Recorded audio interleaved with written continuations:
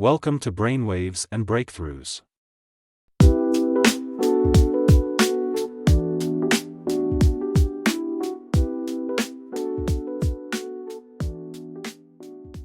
Hey everyone, and welcome to this deep dive on emotional intelligence, EQ, as it's often called. We're going to be really diving deep today based on all the materials you sent in. Now, I know you're already familiar with the basics, you know what EQ is, so we're going to skip all that and jump right into the really interesting stuff you can actually use. Okay, so one thing that really stood out to me in the materials you provided was all this talk about the four components of EQ: self-awareness, self-management, social awareness, and then relationship management. Okay, these all sound good, in theory, but what do they actually look like in real life? Especially for someone who already considers themselves pretty self-aware. Yeah. Well, let's talk about self-awareness for a sec. It's not just about knowing what you're good at and what you're not. It's about understanding how your emotions actually impact. You know your decisions, how you act, and how you interact with other people.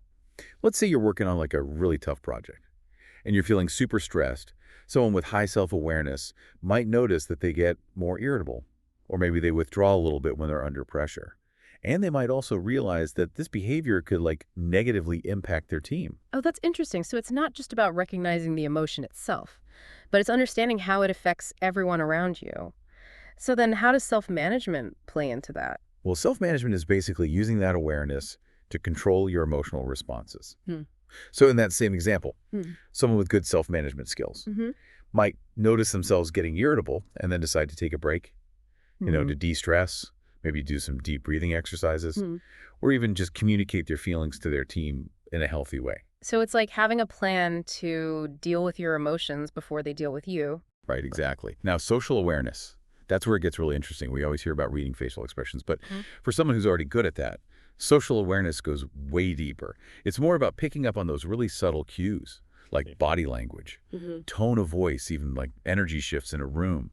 And it's understanding those unspoken social dynamics. Oh, wow. So it's not just about recognizing individual emotions, but understanding the whole emotional vibe of the group. Exactly. And then we have relationship management, which is kind of like the culmination of all these skills. It's about using your understanding of your emotions and the emotions of others to build strong, healthy relationships. One thing that's always kind of fascinated me about EQ is the science behind it. Our materials mentioned a few different theories. Which ones are the most important for actually understanding how EQ works? Hmm. That's a good question. There are two that really stand out.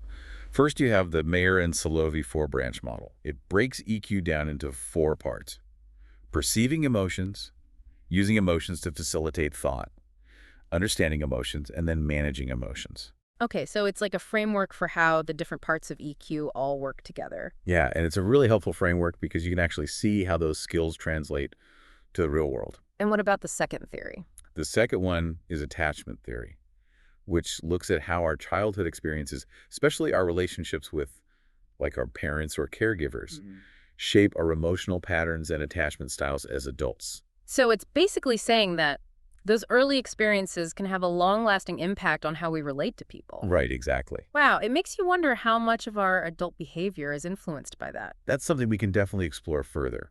But first, I'm interested in diving into some of the core concepts, like from the materials you sent: emotion recognition, empathy, emotional regulation, and social skills.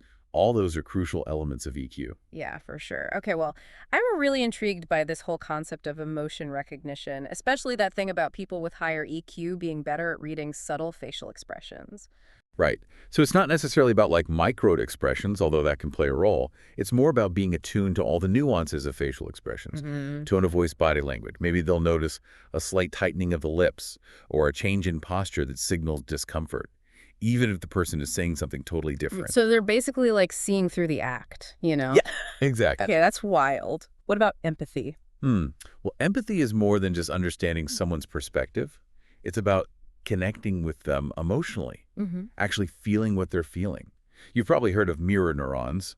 Those are specialized brain cells that fire both when we do something. Yeah. And when we see someone else doing that same thing, it's like our brain is mirroring the experience. Oh, so if I see someone crying, my mirror neurons might make me feel sad too. Exactly. And that mirroring effect is thought to be a big part of how empathy works. Of course, empathy is more than just mirroring. It also involves things like perspective taking and being able to control our own emotional responses Okay, so there's a lot going on there. Now, what about emotional regulation? I feel like that's something we all struggle with sometimes. Right. Well, one of the most important things to understand about emotional regulation is that it's not about like suppressing your emotions or denying them. It's about acknowledging them, understanding what triggers them, and then developing healthy ways to deal with them. For example, research has shown that mindfulness practices like meditation can be super effective for building those emotional regulation skills. Oh, interesting. Is it because mindfulness helps you become more aware of your emotions as they're happening? Yeah, exactly. It's about creating that space between the trigger and your response so you can choose a better way to react. Makes sense. Okay, and then finally we have social skills, which seems pretty straightforward, being able to communicate well, build relationships, and Yeah. navigate social situations smoothly. But how does EQ specifically make our social skills better? Hmm. Well, you're right. Social skills seem straightforward, but they're actually super complex. Think about it. We're constantly sending and receiving social signals, interpreting body language, and adjusting our behavior based on the context. And people with high EQ are good at all of that. They're not just good communicators. They can read between the lines, understand the emotional subtext of conversations, and respond in ways that build trust. So they're kind of like social chameleons. Yeah, I guess you could say that. And that adaptability is a huge help when it comes to building strong relationships. For sure. Speaking of relationships, I'm really interested in hearing more about the real world benefits of EQ. I know our sources mentioned its impact on work, education, relationships, and even mental health. Yeah, definitely. I'm especially curious about EQ in the workplace. It seems like more and more companies are looking for EQ skills when they're hiring and promoting people. Well, absolutely.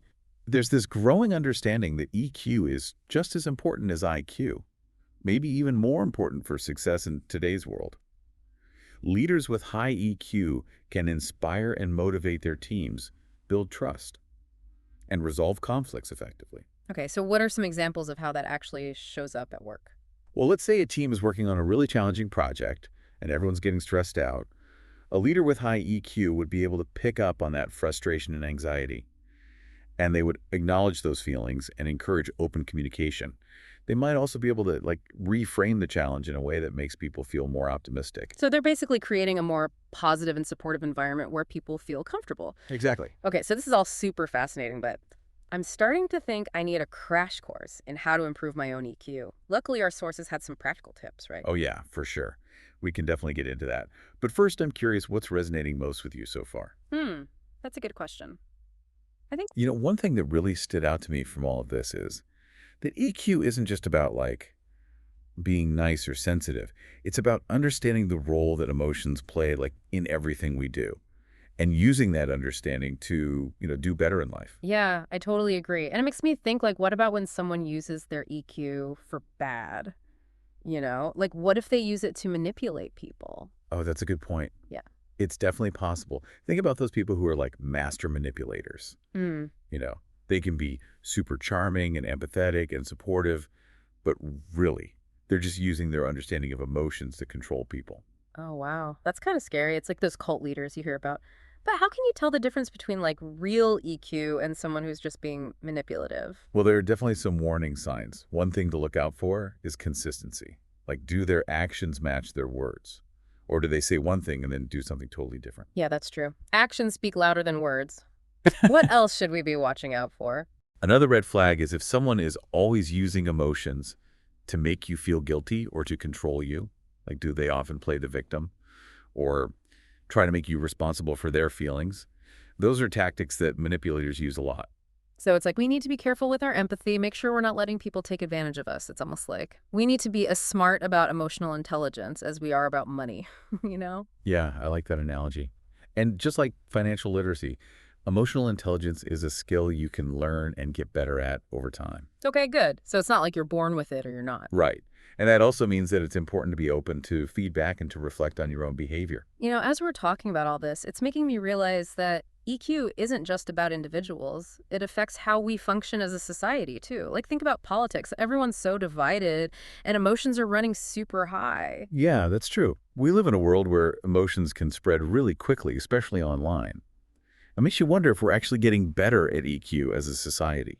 Or are we just getting more reactive and divided? That's a good question. I don't know the answer. but it definitely seems like we need to be more careful about how we consume and share information, especially online. We need to be aware of how our words and actions affect other people. For sure. It's about taking responsibility for our own emotions and encouraging other people to do the same, even when it's hard. We need to resist that urge to get into arguments and attack people, and instead focus on building bridges and understanding each other. That sounds really important. Okay, so changing gears a little bit. I'm curious about how culture affects EQ. Do different cultures have different ideas about how to express emotions? Oh, absolutely. Culture plays a huge role in how we understand and show our emotions. Some cultures value being calm and reserved, while others encourage people to be more expressive. What might be considered good EQ in one culture could be seen as totally inappropriate in another. So there's no universal definition of EQ. Not really. The core parts of EQ are the same everywhere, but how they're expressed and valued can be totally different. That's a good reminder to be respectful of those differences. Right. And just like we can work on our own EQ, we can also work on our cultural intelligence. It's about learning about different cultures and being able to navigate those differences with empathy. So we can all learn from each other. Exactly. This has been so interesting. We've gone from the basics of EQ to all these different aspects of it. I know, it's fascinating, right? But before we wrap up, I want to go back to something you said earlier about the downsides of EQ. We talked about manipulation. Are there any other potential problems we should be aware of? Well, yeah. Even though EQ is generally a good thing, there are a few things to watch out for. For example, someone with high EQ might be too sensitive to criticism, even if it's meant to be helpful. They might take things personally or dwell on things too much. So it's about finding that balance, being aware of emotions but not letting them control you. Exactly. And it's also important to remember that EQ isn't everything. It's not a replacement for things like honesty, hard work, or skills in a particular area. It's about combining EQ with your other strengths. Right. Using your emotional intelligence to achieve your goals. And it's about remembering that EQ is a journey, not a destination. We're all constantly learning and growing. I like that. It takes the pressure off. Exactly. Well, I think we've covered a lot today, from the basics of EQ to its potential benefits and downsides, and even its impact on society as a whole. It's been a great conversation. Now, as we wrap up this part, I want to leave our listener with a question to think about. We talked about how important it is to develop EQ in ourselves and our communities. But what about the next generation? How can we help kids develop strong emotional intelligence from a young age? It's something to consider, and we'll explore it more in the next part of our deep dive. Okay, so we've talked about how important EQ is and that we need to be thinking about the next generation, but how do we actually help kids develop these emotional skills? What can parents and teachers and caregivers do to nurture those skills? Well, the most important thing is to model emotional intelligence ourselves. Kids are always watching and learning from us. If they see us handling our own emotions well, being empathetic and resolving conflicts in a healthy way, they're more likely to do the same. So it's all about leading by example. But are there any specific techniques or activities that can help boost EQ in kids? Yeah, definitely.